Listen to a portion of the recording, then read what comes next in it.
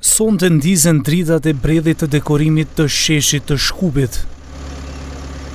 Festa e fundvitit si vjet do të festohet në qendër të kryeqytetit. Në koncertin madhështor që do të mbahet me 31 dhjetor, pritet të këndojnë disa nga yjet e muzikës maqedonase. Dy prej tyre vetëm se paralajmëruan një atmosferë të zjarrt. Luda zabava.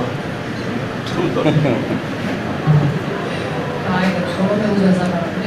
Ne računamo ništa, mi se potrudimo da vidimo kako bideme takvi kakvi što sme, pa. Në mbrëmjen e këtij koncerti nuk do të interpretoj asnjë këngëtar shqiptar.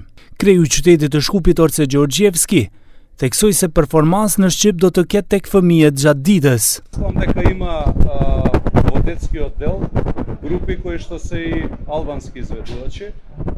Ке добиете подетални информации подоцна од кабинетот на град Скопје. Генерално од звездите кои што настапуваат вечерта нема, но мислам дека има водецки оддел албански изведувачи, но ќе ви информираме подетално. Gjeorgjevski gjithashtu njoftoi se në sheshin qendror të Shkupit nuk do të ketë fishek zjarre kur akrepat e orës do të arrijnë në orën 12:00 të mesnatës. Ете, не дозволувам прослава со огномет, иако имаше поделени мислења поврзани околу истото, што се однесува на иницијатива која што произлезе на седница на Совет.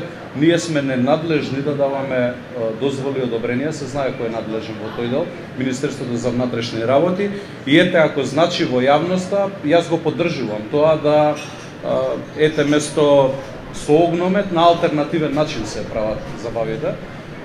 Што значи да бидам прецизен, градот Скопје нема да користи огномет за новогодишната прослава.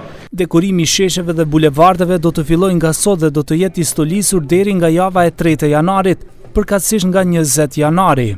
Edhe marketi i festave do të jetë i hapur për më shumë se një muaj, që do të mundsojë qytetarëve të shijojnë magjinë e festave, sikurse në metropolet e tjera të rajonit dhe Europës. Dekorimi i qytetit do të kushtojë rreth 70.000 euro, ndërsa koncerti qendror do të financohet nga videollotaria shtetërore e Maqedonisë.